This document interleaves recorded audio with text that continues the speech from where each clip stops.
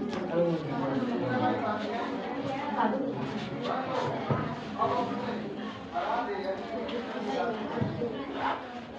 सभी का matrix classes bye JD sir में बहुत बहुत स्वागत है। आज हम आप सभी को निर्देशांक ज्यामिति के बारे में बताएंगे। ऐसे दो परपेंडिकुलर लाइन एक दूसरे को जहां पे इंटरसेक्ट करते हैं उनको ओरिजिन कहते हैं। ये देखो, जो हॉरिजॉन्टल लाइन होती है उसको एक्स एक्सिस कहते हैं, जो वर्टिकल लाइन होती है उसको वाई एक्सिस कहते हैं। और जहाँ पे एक दूसरे को, ये दोनों परपेंडिकुलर लाइन जो होती है एक दूसरे को इंटरसेक्ट करते हैं यानी काटते हैं, प्रतिच्छेद करते हैं, उसी को मूल बिंदु कहा जाता है। अब देखिए, निर्देशांक को हमेशा ऑर्डर पेयर के रूप में व्यक्त किया जाता है, क्रमित युग्म के रूप में व्यक्त किया जाता है। क्रमित युग्म में व्यक्त करने के लिए रूल बना हुआ, पहले एक्स एक्सिस पे चली गई दूरी लिखते हैं, तब वाई एक्सिस पे चली गई दूरी लिखते हैं। सुविधा अनुसार ये मान लिया जाता है पहले एक्स एक्सिस पे चली गई दूरी लिखेंगे, तब वाई एक्सिस पे चली गई दूरी लिखेंगे। एक्स एक्सिस पे चली गई दूरी को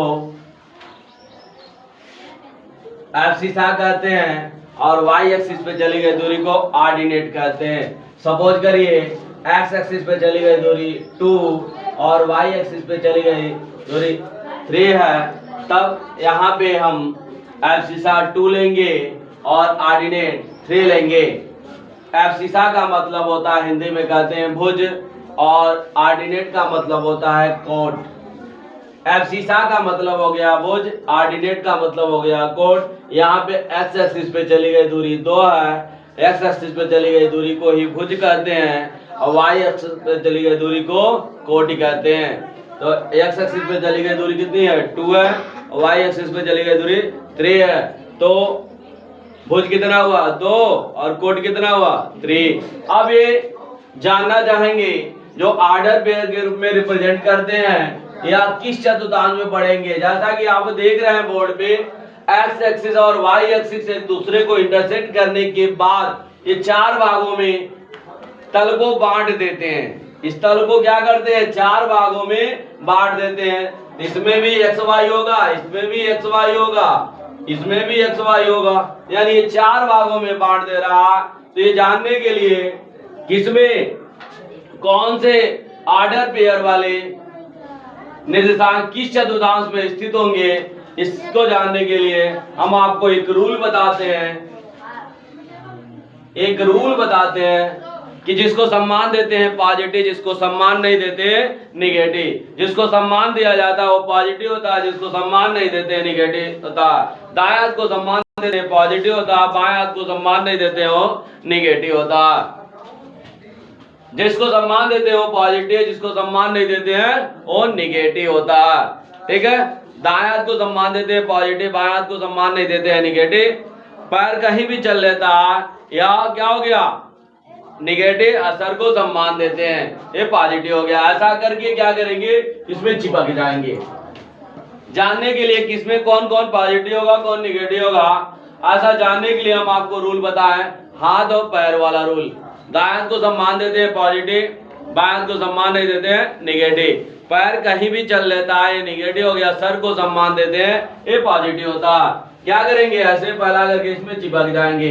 ये प्लस हो गया, ये क्या हो जाएगा? ये भी प्लस होगा ना, क्योंकि ये दाएं साइड में है। ऐसे चिपक जाएंगे तो दाएं साइड में तो प्लस हो गया, ये सर के साइड में प्लस हो गया, बाएं साइड में है तो माइनस हो जाएगा, और पैर के साइड में है तो भी क्या हो जाएगा?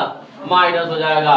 कभी भी जब कोऑर्डिनेट लिखते हैं, निर्देशांक लिखते हैं, तो कैसे लिखा जाता है? पहले एक्स एक्सिस पे चली गई दूरी लिखते हैं, तब वाई एक्सिस पे चली गई दूरी लिखते हैं। एक्स एक्सिस पे चली गई दूरी प्लस और वाई एक्सिस पे चली गई दूरी भी प्लस। ये प्रथम चतुर्थांश होता है, ये द्वितीय होता है, तृतीय होता है, चतुर्थ होता है। तो प्रथम में प्लस प्लस हुआ ना, और द्वितीय में क्या होगा? पहले एक्स एक्सिस पे चली गई दूरी लिखेंगे, तब वाई एक्सिस पे चली गई दूरी लिखेंगे। एक्स एक्सिस पे चली गई दूरी निगेटिव हो गई, वाई एक्सिस पे चली गई दूरी पॉजिटिव हो गई। तो द्वितीय चतुर्थांश में कोऑर्डिनेट कैसे होगा? माइनस प्लस होगा। तृतीय चतुर्थांश में भुज जो होता है निगेटिव होता है, कोट जो होता है पॉजिटिव होता है। प्रथम चतुर्थांश में भुज जो होता है पॉजिटिव होता है, कोट जो होता है भी ये भी पॉजिटिव होता है। तृतीय चतुर्थांश में देखिए पहले एक्स एक्सिस पे चली गई दूरी लिखते हैं, तब वाई एक्सिस पे चली गई दूरी लिखेंगे। एक्स एक्सिस पे चली गई दूरी भी निगेटिव हो गई, वाई एक्सिस पे चली गई भी दूरी निगेटिव हो गई। ये माइनस माइनस हो गया, आया कि नहीं समझ में? अब आप ये देखो ये माइनस माइनस दिख रहा, माइनस माइनस हुआ कि नहीं हुआ? तो तृतीय चतुर्थांश में भुज भी निगेटिव होता है, कोट भी निगेटिव होती है। एक्स एक्सिस पे चली गई दूरी भी निगेटिव है, वाई एक्सिस पे चली गई भी दूरी निगेटिव है। अब ये चतुर्थ चतुर्थांश में देखो बाबू, एक्स एक्सिस पे चली गई दूरी पहले लिखेंगे, तब वाई एक्सिस पे चली गई दूरी लिखेंगे। तो यहाँ पे क्या दिख रहा? भुज पॉजिटिव, कोट निगेटिव।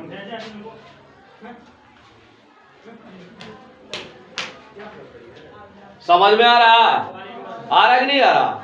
तो भुज और कोट के बारे में हम आपको बता दें, भुज और कोट के आधार पे आपको बताया गया कौन किस चतुर्थांश में उपस्थित होगा। इसके लिए हम आपको एक रूल बताए, बेहद साधारण रूल है, भूल भी जाए तो आप निकाल सकते हो। निकाल सकते हो कि नहीं निकाल सकते हो?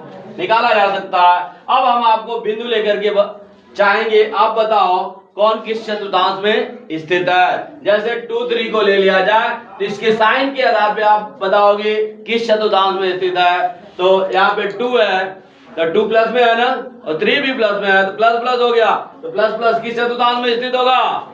प्रथम में। अब यहाँ पे हम ले लें -2 और 3 ले लें, किस चतुर्थांश में स्थित होगा? तो माइनस और प्लस हो गया ना, 2 माइनस में और 3 क्या है? प्लस में। ये माइनस प्लस में हो गया, तो देख रहे हो माइनस प्लस किस चतुर्थांश में होता है? तृतीय में। साइन के आधार पे, भुज और कोट के साइन के आधार पे आप बता सकते हो कौन किस चतुर्थांश में होगा। अब यहाँ पे देखो -3 और -2 ले लिया जा, किस चतुर्थांश में स्थित है? तो साइन के आधार पे देखो भुज भी माइनस में है, कोट भी माइनस है, माइनस माइनस हो गया ना। भुज और कोट के आधार पे बताया जाता है किस चतुर्थांश में होगा। भुज और कोट दोनों माइनस है, तो माइनस माइनस किस में होगा? तृतीय चतुर्थांश में। -3 -2 किस चतुर्थांश में स्थित होगा?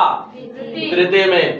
अब आप देखो बाबू, इसके बाद आपको बताना है कि यहाँ पे 2 प्लस में हो, 3 माइनस में हो। यहाँ पे आप देखोगे प्लस माइनस, 2 प्लस में और 3 क्या है? माइनस में है। आप बता सकते हो किस चतुर्थांश में है। किस चतुर्थांश में? चतुर्थ चतुर्थांश में। कोई भी बिंदु दे दे और उसका चतुर्थांश का निर्धारण बता दे तो आप बता सकते हो किस चतुर्थांश में स्थित होगा। बता सकते हो ना?